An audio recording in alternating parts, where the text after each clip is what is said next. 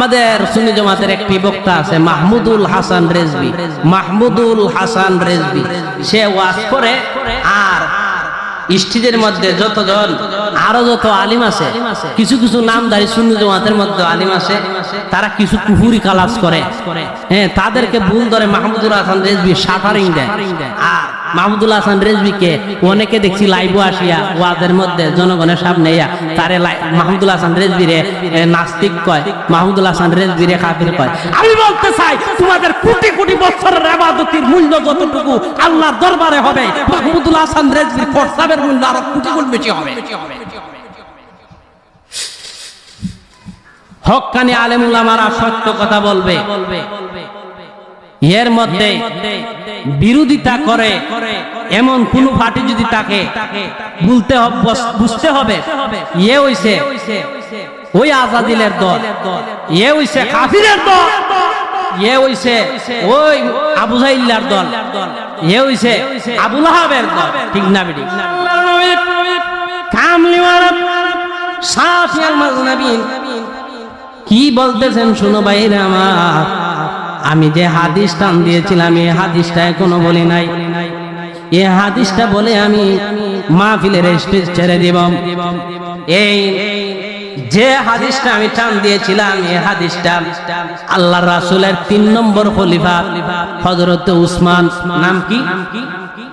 হযরত উসমান রাদিয়াল্লাহু তাআলা ওয়া আনহু কানা নবী সাল্লাল্লাহু আলাইহি ওয়াসাল্লাম ইজা ফারাগা মিন দাফনিল মাইতি ওয়াকাফা আলাইহি ফাকালা ইস্তাগফিরু লিআহিকুম মুতাফাক্কুন আলাইহি।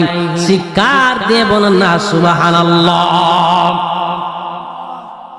হযরত উসমান রাদিয়াল্লাহু তাআলা বলেন, কারণ নবী সাল্লাল্লাহু আলাইহি সাল্লাম আল্লাহর প্রিয় মুহাম্মদ, আল্লাহর প্রিয় হাবিব,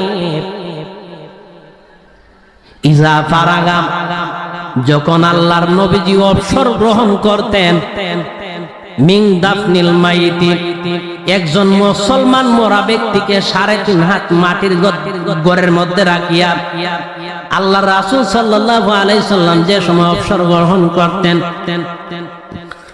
ওয়াকাফা আলাইহি তখন আল্লাহর রাসূল সাল্লাল্লাহু আলাইহি সাল্লাম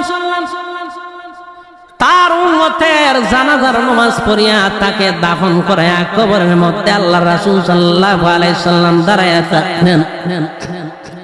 দাঁড়ায়া তাকিয়া কি করতেন? ওয়াকাফা আলাইহি ফাকালা, আল্লাহর রাসূল সাল্লাল্লাহু আলাইহি সাল্লাম ডাক দিয়ে বললেন, ইস্তাগফিরু লিআখিকুম। আল্লাহর রাসূল সাল্লাল্লাহু আলাইহি সাল্লামের ডাইনে বামে পূবে পশ্চিমে উত্তর দিকে যতজন মানুষ ছিল, যতজন সাহাবী ছিল, এই ভাই খাইছে গেলা করে বসো এখানে, বসো এখানে, সামনে সামনে। আল্লাহর রাসূল সাল্লাল্লাহু আলাইহি সাল্লাম বলেন,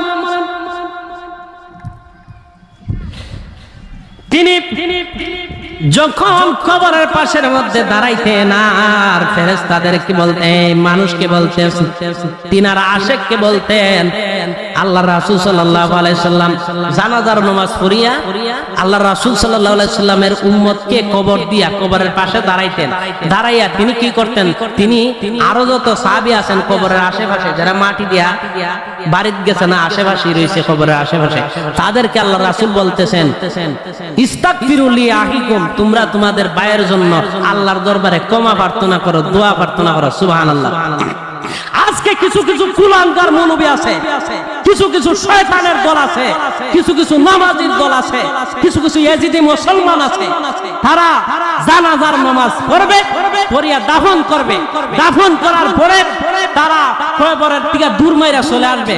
জমান বুঝা গেল